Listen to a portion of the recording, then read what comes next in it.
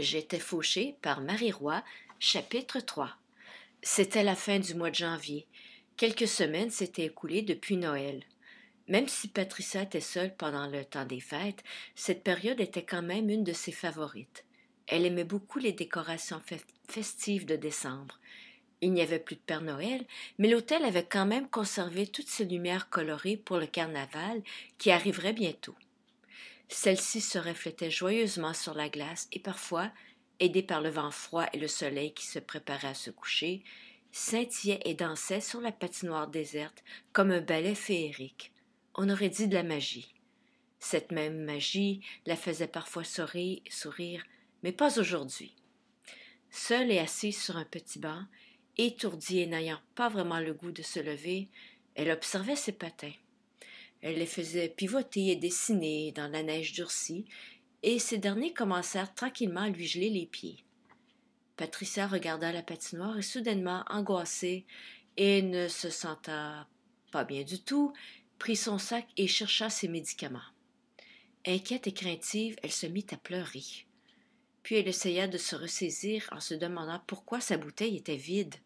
Cette perte de mémoire aurait pu la faire paniquer, mais ce froid de canard lui gelait les os et l'empêcha de penser normalement. Qu'importe si on est en hiver et que tout est gelé, il y a toujours des touristes à Québec. La vieille capitale restait magnifique, même par ce temps glacial, et accueillait des gens des quatre coins du monde. Autour de cet hôtel le plus photographié du monde, il n'était donc pas rare d'entendre des dialectes étrangers, peu familiers ou carrément bizarres. Sans regarder, elle détecta un accent britannique d'une voix masculine. Cet homme, qui posait quelques questions en anglais au préposé de la patinoire, était agréable à écouter, et cela calma Patricia qui sécha un peu ses larmes. Il parlait vraiment bien et avait une superbe voix. Patricia, pourtant bilingue, n'écoutait pas vraiment ce qu'il demandait, mais réalisa plutôt que ce n'était pas seulement sa voix qui était superbe lorsqu'elle se retourna pour l'apercevoir. Gênée par cet individu, qui la regardait également, Patricia se mit à fixer ses patins et essaya de se concentrer sur autre chose. Je n'ai jamais eu les moyens de me les payer, et maintenant que je les ai, ils sont encore difficiles à chausser. Je n'aurai jamais assez de temps pour les casser. La tristesse revint sur son visage. Elle remarqua les grosses dents de ses lames paraboliques et surtout modernes. Oh, le monde du patinage a bien évolué, mais elle ne pensa plus à la technique qu'elle devait utiliser afin de mieux performer, mais plutôt à toute la beauté de cet artisanal de pointes métalliques. On dirait des diamants, se dit-elle. Joli patin! Mais il parle français, cet homme, fut la première pensée de Patricia lorsque l'homme britannique, avec la superbe voix, lui adressa gentiment la parole avec son sourire magnifique, tout en la sortant temporairement de ses idées sombres. Ils sont neufs? Lui demanda l'homme, souriant toujours. Oui, en effet. Vous n'êtes pas d'ici, répondit-elle. Puis toutes sortes de pensées lui envahirent l'esprit. Quelle idiote! C'est tout ce que j'ai trouvé à lui dire à ce beau pétard. J'ai trop pris de médicaments, c'est ça, oui. Là, je me rappelle. Merde. Est-ce que j'ai vidé ma bouteille? Je l'ai vidée, oui. Et c'est ce qui explique mon comportement. Quel bel homme. Mais quel bel homme. Il est trop beau pour moi. Peut-être pas. Pourquoi me parle-t-il? Bon, je ne suis quand même pas si pire, mais ma maladie commence à paraître. Je ne suis plus mince, je suis maigre. J'ai le visage creux. Et je n'ai même pas pris le temps de me maquiller avant de partir.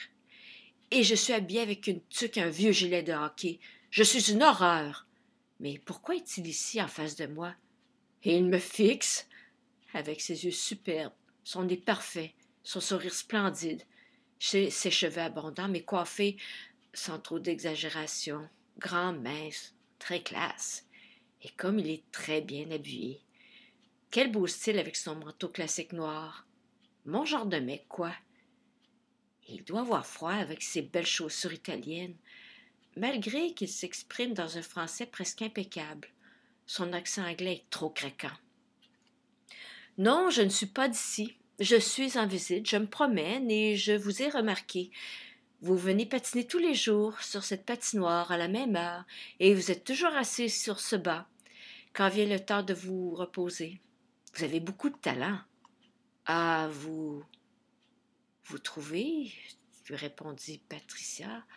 C'est gentil, c'est. Merci, mais mes patins, ils sont neufs et difficiles à enfiler. Je veux dire, pour une patineuse, l'idéal pour une paire de patins, c'est qu'ils doivent éventuellement devenir une seconde peau pour vos pieds. Ne sachant plus quoi dire par la suite, Patricia s'en voulait terriblement. Ce bel homme, ce beau mec, ce Britannique, toujours debout à côté de Patricia, continua à lui sourire et lui répondit gentiment: ça ne paraît pas du tout. J'aime bien ce que vous faites, surtout cette pirouette que vous réalisez souvent, une pirouette assise. Je pense que c'est le mot qu'on donne à cette figure. Je la trouve particulièrement harmonieuse, surtout quand vous la faites en vous tournant d'une certaine façon. Le Britannique continuait. Patricia la regardait un peu perdue. Je suis désolée, je ne suis pas expert en patinage artistique.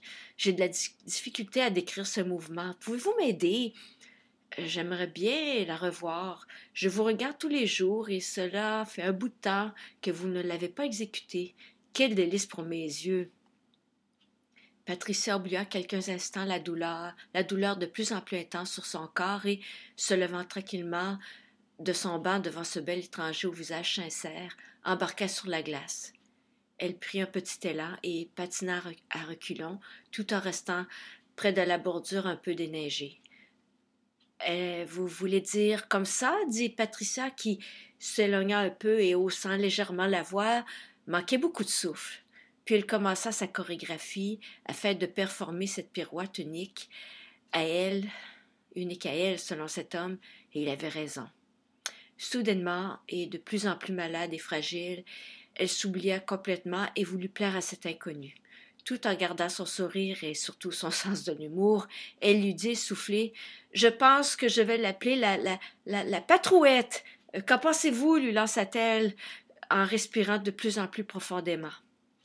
Malheureusement, l'exécution de ce simple geste sur la glace, auparavant banal et élémentaire, était aujourd'hui un mouvement étourdissant qui provoqua chez Patricia une faiblesse impossible à maîtriser. Malgré ses efforts et sa fierté, elle ne put s'empêcher de tomber car elle avait vraiment mal. Quelque chose n'était pas normal. Le château Frontenac, mettant à l'envers dans sa vision, ressemblait à une énorme forteresse médiévale et les vieux édifices autour semblaient tourner. Tout était de plus en plus embrouillé. L'homme, alias le beau Britannique, s'approcha tranquillement d'elle et la fixa encore dans les yeux en souriant. Vous êtes mignon, dit-elle. Puis elle se mit à réfléchir sur ses dernières paroles. Eh merde, mais qu'est-ce que je viens de lui dire? Quand je vais reprendre mes esprits, il va falloir que je lui explique l'effet de ces maudits médicaments. Si je le revois, bien sûr, je ne pense pas que cela risque d'arriver. Toujours étendue sur la glace, le souffle coupé, essayant tant bien que mal de se relever et de continuer la conversation, elle réussit difficilement à prononcer ces mots. Pardonnez-moi, monsieur, mais je ne me sens pas très bien aujourd'hui.